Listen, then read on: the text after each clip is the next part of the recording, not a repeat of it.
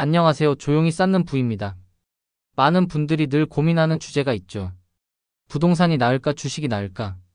오늘은 장기 투자 관점에서 주식 투자가 부동산보다 더 유리할 수 있는 이유들을 차근차근 정리해 보겠습니다. 끝까지 보시면 투자 루틴까지 정리해 드릴게요. 구독해 두시면 다음 영상도 놓치지 않고 보실 수 있습니다. 우선 첫 번째 이유는 초기 자본의 장벽이 낮다는 점이에요. 주식은 소액으로도 시작할 수 있죠. 요즘은 일부 증권사에서 소수점 매수까지 가능해서 1만원, 심지어 몇천원 단위로도 투자가 가능합니다. 반면 부동산은 계약금, 중도금, 취득세, 심지어 인테리어 비용까지 초기 자본이 많이 필요해요. 레버리지를 쓴다고 해도 자기 자본 비중은 적지 않게 들어갑니다. 그래서 사회초년생이나 투자 초보자에게는 진입장벽이 크게 느껴질 수밖에 없죠. 두 번째는 유동성입니다. 주식은 사고 팔기가 정말 쉽습니다. 시장이 열려있는 시간이라면 언제든지 매도할 수 있고 며칠 뒤면 현금화가 됩니다. 반대로 부동산은 매수자를 찾고 대출 승인을 기다리고 등기 절차까지 거쳐야 해서 실제 매각까지는 수개월이 걸리기도 합니다. 그만큼 자금을 신속하게 활용하기가 어렵습니다. 세 번째는 거래 비용이에요. 주식은 매수 매도 시 수수료와 세금 정도가 대부분입니다. 몇십만 원을 매매하든 몇 억을 매매하든 구조가 단순해요. 하지만 부동산은 취득세, 중개수수료, 법무사 비용, 수리비, 관리비, 공실 비용 등 눈에 보이지 않는 추가 비용이 많습니다. 게다가 이 비용들이 시점마다 달라져서 예측하기도 어렵습니다. 네 번째는 분산 투자입니다.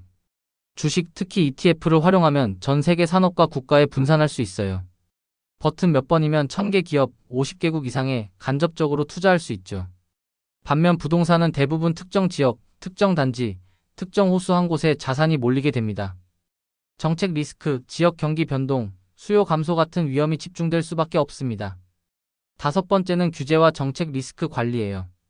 주식은 국가와 산업을 바꾸면서 분산할 수 있습니다. 예를 들어 특정 국가의 세제가 강화되거나 산업 규제가 강화되면 ETF 교체만으로 노출을 줄일 수 있죠. 하지만 부동산은 다릅니다. 정부 정책 하나가 임대차 시장에 직접적인 영향을 주기도 하고 세율이나 대출 규제 변화가 그대로 내 자산 가치에 반영됩니다. 여섯 번째는 관리와 운영 스트레스 차이입니다. 주식은 내가 기업의 운영자가 아니라 단순 주주일 뿐이에요. 경영진이 회사를 운영하는 동안 나는 보유만 하면 됩니다. 하지만 부동산은 다르죠. 임차인 관리, 공실 문제, 수리, 민원, 관리비 분쟁까지 직접 챙겨야 하는 경우가 많습니다. 결국 자산을 운용한다기보다는 사업을 운영하는 것에 가까운 수고가 들어갑니다. 일곱 번째는 데이터와 투명성입니다. 주식은 공시, 실적 발표, 애널리스트 리포트 등 다양한 정보가 공개됩니다. 투자자가 데이터를 바탕으로 의사 결정하기에 환경이 잘 갖춰져 있어요. 반면 부동산은 실거래가가 공개되지만 같은 단지 안에서도 동, 라인, 층, 향에 따라 가격 차이가 큽니다. 이건 데이터로 설명하기가 어렵고 결국 현장 경험과 감에 의존하는 부분이 많습니다. 여덟 번째는 자동화입니다. 주식 투자는 적립식 투자, 리밸런싱, 배당 재투자 같은 구조를 자동으로 실행할 수 있습니다. 정한 날, 정한 금액, 정한 행동을 반복하면서 장기적인 루틴을 만들 수 있다는 거죠. 하지만 부동산은 주기적으로 사고 파는 게 쉽지 않습니다. 매달 50만 원씩 아파트를 나눠 살 수 있는 것도 아니고 세밀하게 자산 비중을 조절하는 것도 어렵습니다. 아홉 번째는 장기 복리 구조입니다. 주식은 기업의 이익이 쌓일수록 주가와 배당이 커지며 복리 구조가 작동합니다. S&P 500 같은 지수를 보더라도 수십 년간 기업 이익과 주가가 함께 성장해왔습니다. 반대로 부동산은 지역과 정책에 따라 상승률이 달라지고 현금 흐름을 만들기 위해서는 레버리지를 적극 활용하거나 직접 운영 역량이 필요합니다. 열 번째는 자산 배분의 유연성입니다. 주식은 주식, 채권, 현금, 대체 자산 사이에서 빠르게 비중을 바꿀 수 있습니다.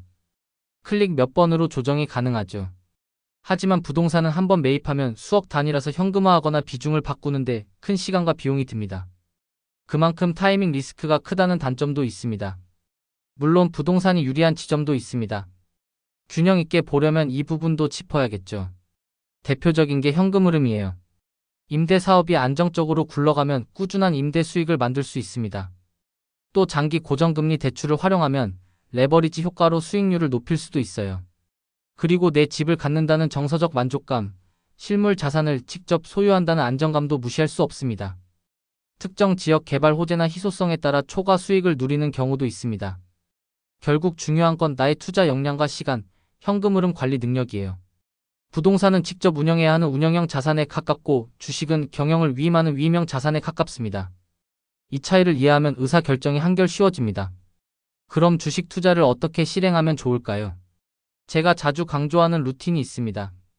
바로 정한 날, 정한 금액, 정한 행동이에요. 예를 들어 월급날이 되면 생활비와 비상금을 제외한 일정 비율을 자동으로 투자하는 겁니다. 그 돈은 핵심 ETF, 예를 들어 S&P 500이나 배당 ETF 같은 우량 자산에 자동 매수하도록 설정합니다.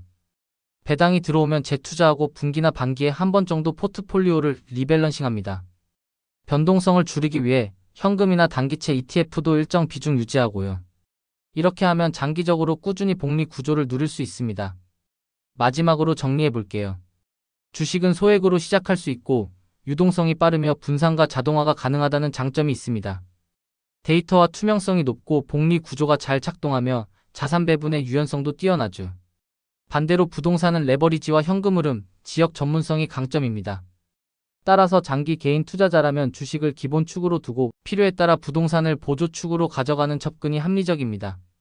오늘은 주식과 부동산을 비교해 봤습니다. 어느 쪽이든 단기 차익만 노리기보다는 나에게 맞는 루틴과 기준을 세우는 게 가장 중요합니다. 조용히 쌓는 부, 마음이 편안해지는 투자 이야기. 이 영상이 도움이 되셨다면 구독과 좋아요로 함께 해주세요. 여러분의 투자 여정에 작은 힘이 되겠습니다. 오늘 내용은 정보 전달을 위한 일반적인 내용입니다. 최종 판단과 책임은 투자자 본인에게 있습니다. 오늘도 조용히 쌓는 부와 함께 해주셔서 고맙습니다.